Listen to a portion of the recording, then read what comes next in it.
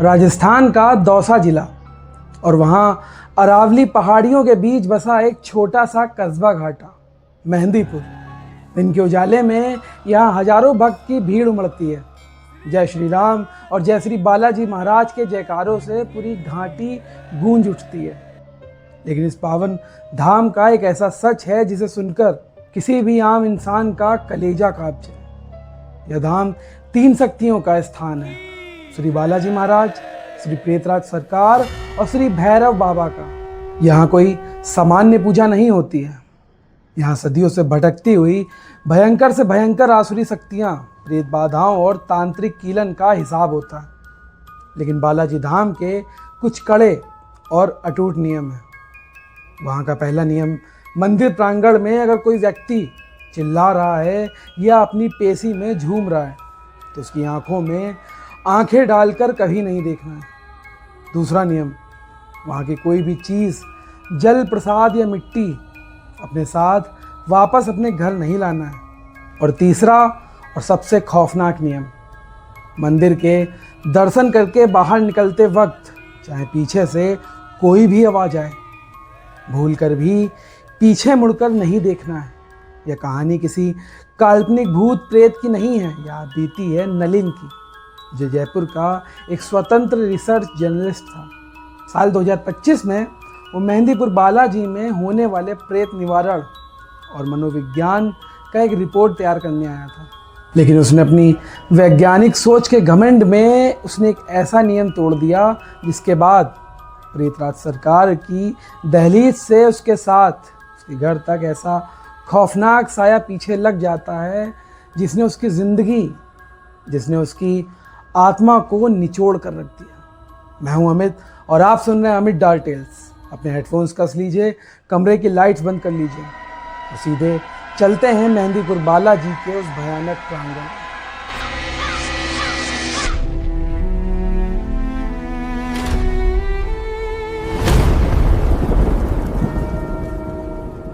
दोपहर के ठीक 2 बज रहे थे। नलिन अपने कैमरे और ऑडियो रिकॉर्डर के साथ मंदिर के उस हिस्से में खड़ा था जिसे प्रेतराज सरकार का कोर्ट कहा जाता है। वहाँ का माहौल किसी भी आम इंसान का दिमागी संतुलन हिलाने के लिए काफ़ी है। वहाँ के जलते हुए लोबान, कपूर और कड़वे सरसों तेल की तीखी गंध भरी हुई थी।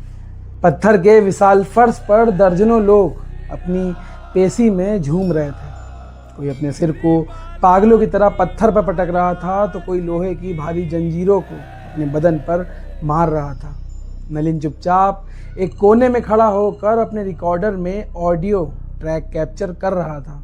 तभी उसकी नज़र एक बूढ़े व्यक्ति पर जाती है जो लोहे के एक खंबे से जंजीरों से बंधा हुआ था।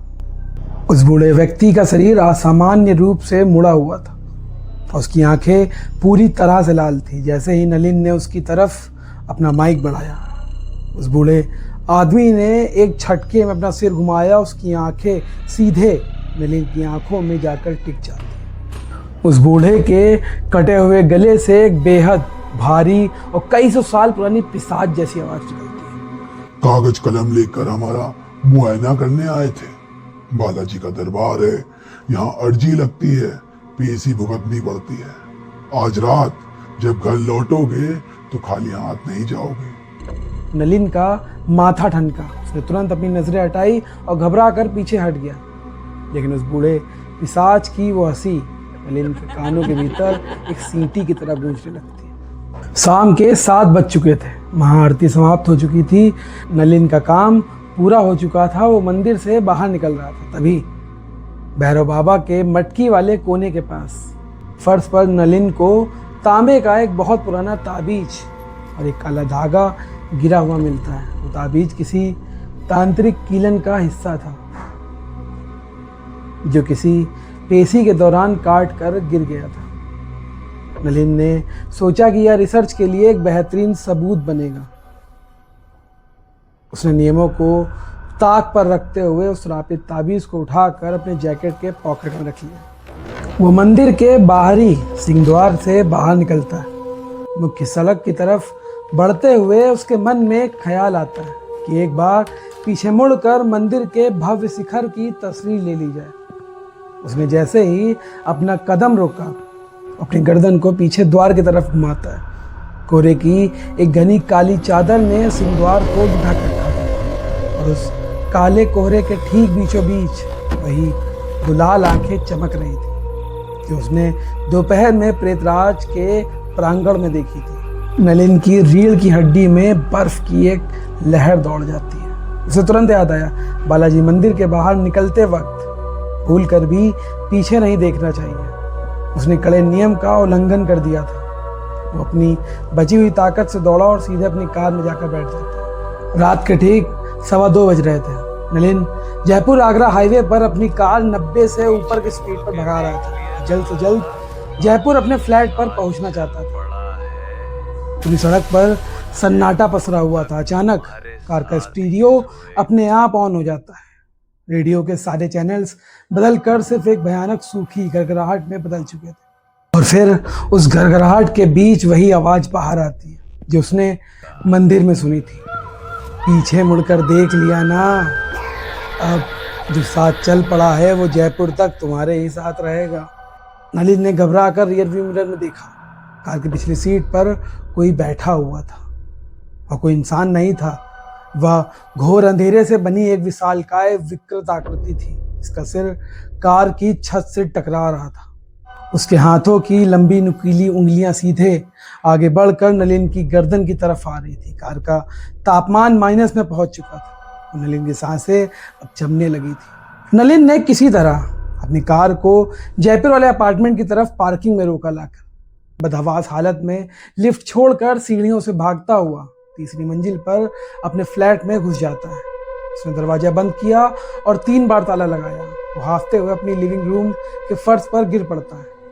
उसकी छाती पर इतना भयंकर दबाव था मानो कोई बहुत भारी पत्थर उसकी पसलियों पर रख दिया गया। तभी उसके फ्लैट की सारी बत्तियां एक झटके में बंद हो जाती हैं। घोर अंधेरा छा जाता है। कमरे के चारों कोनों में लोहे की भारी जंजीरों फर्श पर घसीटने की आवाज़ें आने लगती हैं और उस सन्नाटे में जलती हुई चमेली के तेल और सड़े हुए मांस की बदबू पूरे घर में फैल चुकी है। नलिन ने अपनी जेब में हाथ डाला तो वो तांबे की ताबीज़ उसने बालाजी मंदिर से उठाया था वो अब खौलते हुए लोहे की तरह गर्म हो रहा था। उसने उस ताबीज को फर्श पर ही फेंक दिया, लेकिन उस ताबीज से काले रंग के धुएं का एक बवंडर निकलता जिसने पूरे कमरे को अपने आगोश में ले लिया।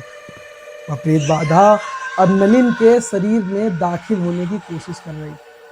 नलिन का गला घुट रहा था, उसकी आंखें बाहर उबलने को तैयार थी। उसका पूरा शरीर हवा में उठ जाता है। अब मौत बिल्कुल नलिन के सामने आकर खड़ी हो चुकी थी। उसकी चेतना अब खत्म होने लगी थी। उसे महसूस हुआ कि अगर वो अगले कुछ सेकंड कुछ नहीं कर पाया तो उसकी आत्मा हमेशा के लिए उस प्रेत के वश में चली जाएगी। तभी नलिन की नज़र अपनी जेब में गिरे एक छोटे से कागज पर पड़ी। यह वही अर्जी की रसीद थी जो उसने सुबह मेहंदीपुर बालाजी के मुख्य मंदिर में बनवाई थी, जिस पर रामदूत हनुमान का सिंदूरी चित्र बना हुआ था। नलिन ने अपने आखिरी बची हुई रूह की ताकत समेटी। उसने कांपती हुई उंगलियों से उस सिंदूर अर्जी के कागज को अपने माथे से लगाया। उसने अपनी आंखें बंद की, अपनी पूरी आत्मा से अपनी भूल की क्षमा मांगते हुए केवल एक नाम पुकारा, नासे रोग मिटे सब पीरा, जपत निरंतर हनुमंत वीरा। हे संकट मोचन बालाजी महाराज, रक्षा करो प्रभु, रक्षा करो। उसने हनुमान चालीसा की उन पंक्तियों को अपने मन के भीतर एक तांडव की तरह जपना शुरू कर दिया। जैसे ही बालाजी का नाम और उस सिंदूरी अर्जी उस प्रेत के साए से टकराती, पूरे फ्लैट के भीतर नीले रंग की दिव्य बिजली कड़क होती है। वो प्रेत बाधा दर्द से इस कदर चीखती है कि पूरे अपार्टमेंट की खिड़कियों के कांच चकनाचूर हो जाते हैं। तांबे का ताबीज फर्श पर जलकर राख हो जाता है। वो काला धुएं का बवंडर उस टूटी हुई खिड़की के रास्ते बाहर हवा में विलीन हो जाता है। नलिन का शरीर एक झटके में फर्श पर आकर गिरा। नलिन उस सुबह तुरंत वापस दौसा जाता है। उसने बालाजी महाराज के चरणों में दंडवत प्रणाम किया। अपनी भूल की क्षमा मांगी और वहाँ सवा मनी का भोग चढ़ाता है। उसकी जान तो बच गई दोस्तों, लेकिन उस रात का खौफ आज भी उसकी आत्मा पर छपा हुआ है।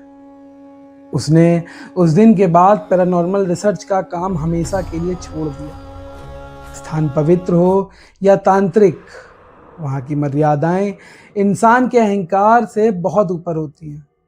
बालाजी का धाम आज भी लाखों दुखियों के संकट को हरता है, लेकिन वहाँ की चौखट के नियम आज भी उतने ही कड़े और अखंड हैं कि उनको पार करना मतलब मौत को दावत देना। तो मेरे प्यारे दर्शकों, अगर आपको मेहंदीपुर बालाजी की इस खौफनाक दास्तान और इस सच्ची चेतावनी ने आपके रोंगटे खड़े कर दिए हैं, तो अमित डार्क टेल्स को अभी सब्सक्राइब करिए, वीडियो को लाइक करिए और कमेंट बॉक्स में पूरी श्रद्धा भाव से जय श्री राम और जय बालाजी महाराज लिखना बिल्कुल ना भूलें। मैं हूं अमित और आप सुन रहे हैं अमित डार्क टेल्स। जल्दी ही मिलते एक और नए रियल हॉरर इंसिडेंट के साथ में, तब तक के लिए